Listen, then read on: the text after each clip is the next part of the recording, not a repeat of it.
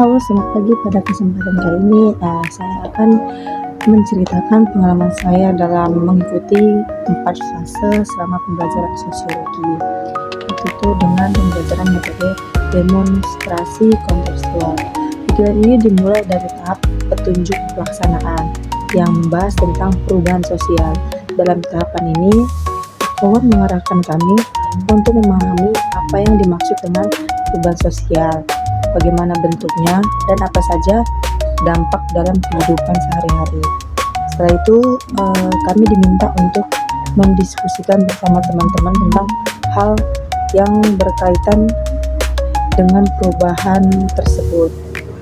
Tahap pertama itu dimulai dari diri. Di bagian ini, kami disuruh membaca cerita teks gitu, lalu menjawab pertanyaan-pertanyaan yang diberikan ke kawan. Itu ada 3 pertanyaan. Yang pertama itu apa itu perubahan, yang kedua perubahan apa yang terjadi, dan yang ketiga apa yang dimaksud dengan perubahan sosial. Dari hasil bacaan dan diskusi kami menyimpulkan bahwa perubahan adalah suatu proses bergantinya keadaan dari yang lama ke keadaan yang baru, baik dalam sikap, perilaku, maupun cara hidup manusia. Perubahan ini bisa terjadi dalam berbagai aspek. Contohnya perubahan teknologi, dari telepon kabel menjadi smartphone, atau perubahan kebiasaan masyarakat dalam cara berkomunikasi. Selain itu, kami juga memahami bahwa perubahan sosial adalah perubahan yang terjadi dalam kehidupan masyarakat, baik dalam pola pikir, nilai, norma, maupun sistem sosial. Misalnya, dulu masyarakat lebih sering berbelanja di pasar tradisional, sedangkan sekarang banyak yang beralih belanja online. Contohnya lainnya adalah perubahan dalam bidang pendidikan, di mana sebelumnya belajar hanya dilakukan secara tatap muka, tapi kini banyak yang dilakukan secara daring menggunakan teknologi digital.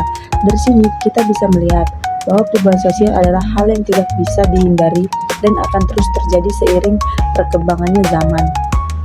Setelah mulai dari diri, kita lanjut ke tahap berikutnya adalah eksplorasi konsep.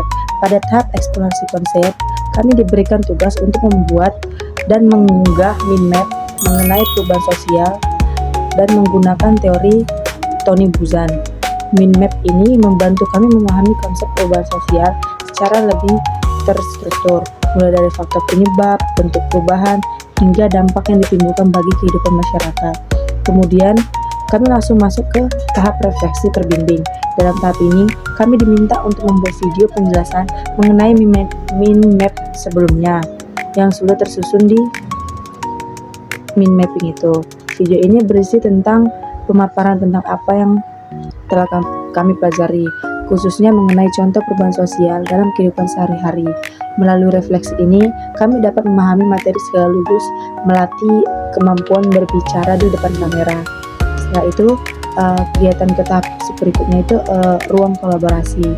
Pada ruang kolaborasi ini, kami bekerja sama dengan teman-teman sebangku untuk membuat poster dari sumber yang sudah diberikan Pak Wawan. Poster tersebut harus membuat visi dan poin-poin penting mengenai perubahan sosial. Lalu kami diskusi bersama sebelum disusun bentuk final. Setelah poster selesai, kami mengunggahnya ke LMS dalam bentuk PDF. Kami juga mendapat tugas memberikan penilaian terhadap poster yang dibuat teman-teman kami sebanyak 3 atau 4. Dan itu kami memberikan nilai dengan angka 1/4, 2/4, 3/4, dan 4/4. Dari kegiatan ini, kami belajar bagaimana menilai karya orang lain secara objektif, sekaligus mendapatkan masukan untuk memperbaiki karya kami sendiri. Dan di tahap terakhir, yaitu demonstrasi kontekstual. Pada tahap ini, kami diminta membuat sebuah penjelasan video, cerpen, animasi, atau kemudian dan kami mengunggahnya ke YouTube dan diupload ke LMS.